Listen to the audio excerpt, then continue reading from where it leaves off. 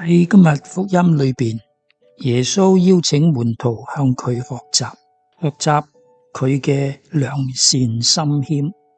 良善心謙裏邊有好大嘅力量，甚至沉重嘅軛都能夠變得輕快。今日我好想用良善心謙嚟做主題，睇睇喺今日良善心謙係咪仍然有咁大嘅力量？讓我哋睇呢三篇讀經。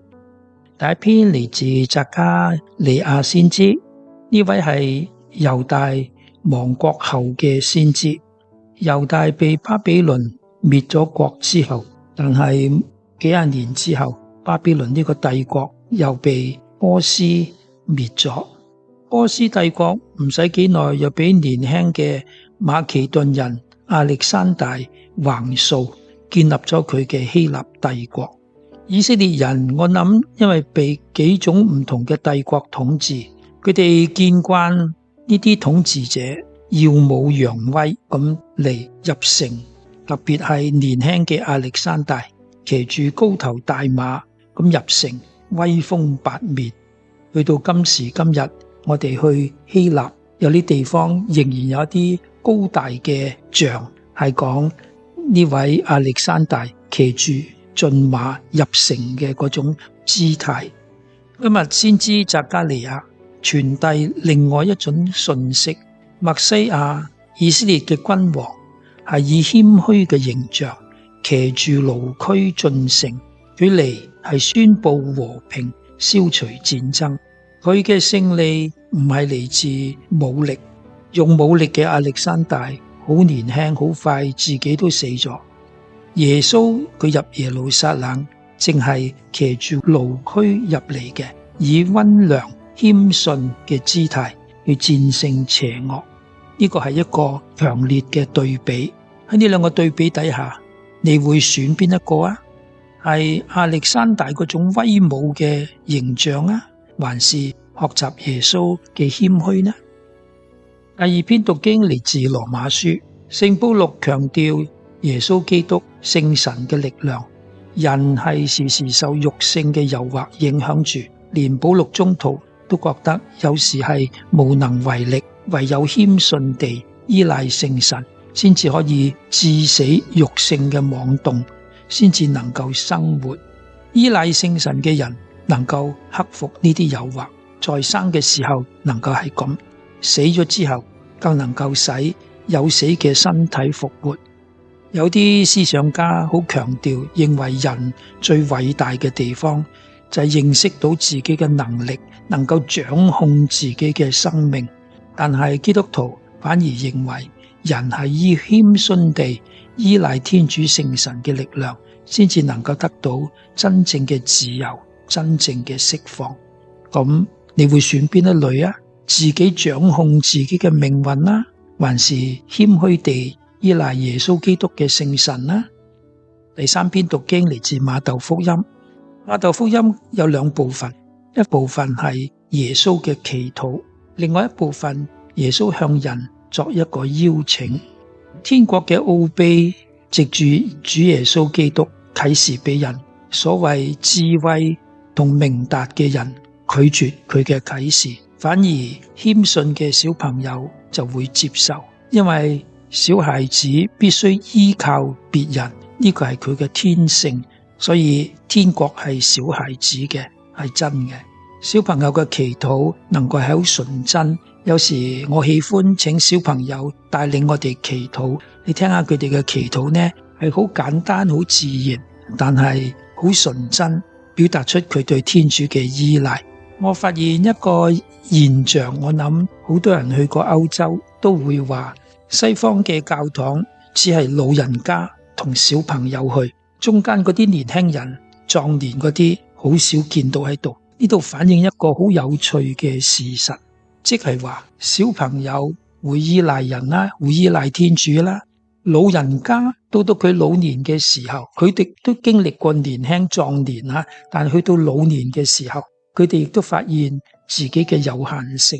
呢個孔子2000幾年前就已經講過啦，50而知天命，意思就係話佢去到50歲，當時2000幾年前嘅人50係好老年噶啦，已經係50而知天命。嗰個意思就係話，我去到晚年50歲嘅時候，知道自己生命嘅有限性，認識到自己生命嘅有限性。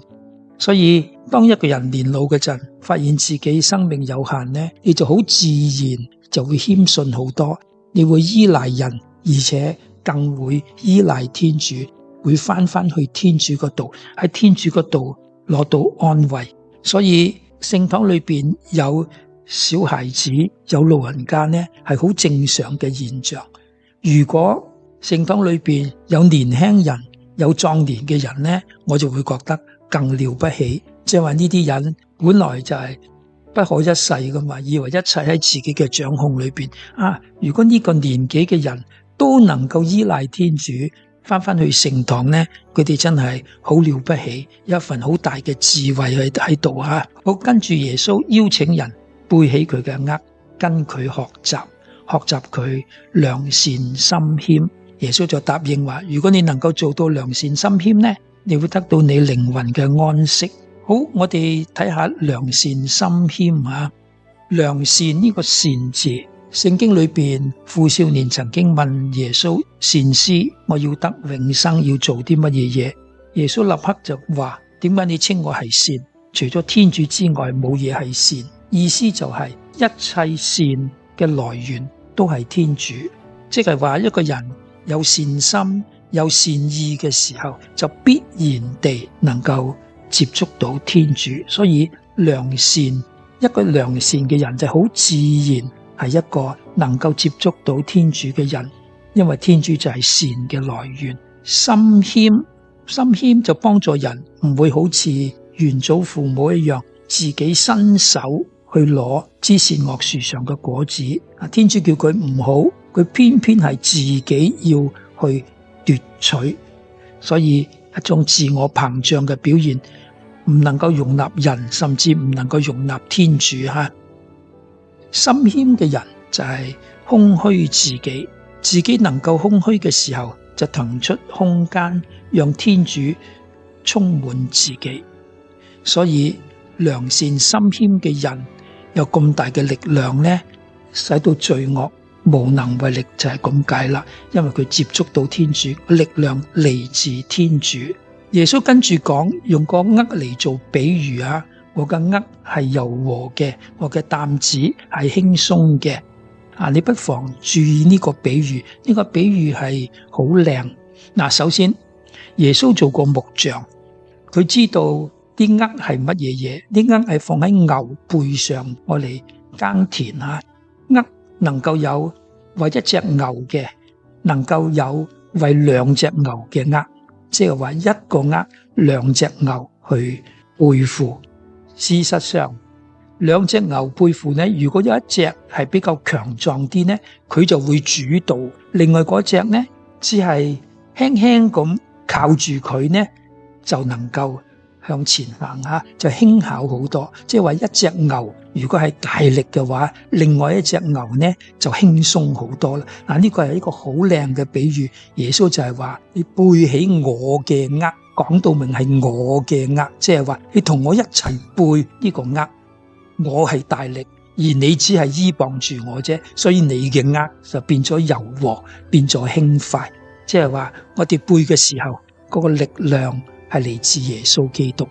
我哋都有一句咁樣嘅說話，共負一軛啊嘛，一齊孭一個軛。如果係咁樣嘅話，我依賴嘅唔係自己嘅力，我嘅良善心謙嘅人依賴嘅耶穌基督嘅力量，所以自己嘅軛就變得柔和，變得輕快。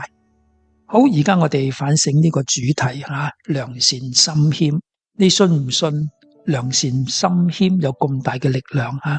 可能我哋心底裏邊又唔係好信，即係話陽奉陰違啦，口裏邊就係謙遜係好啊，但係好似冇乜真情實感嘅。咁我話俾你聽呢，好多領袖就深信良善心謙嘅力量。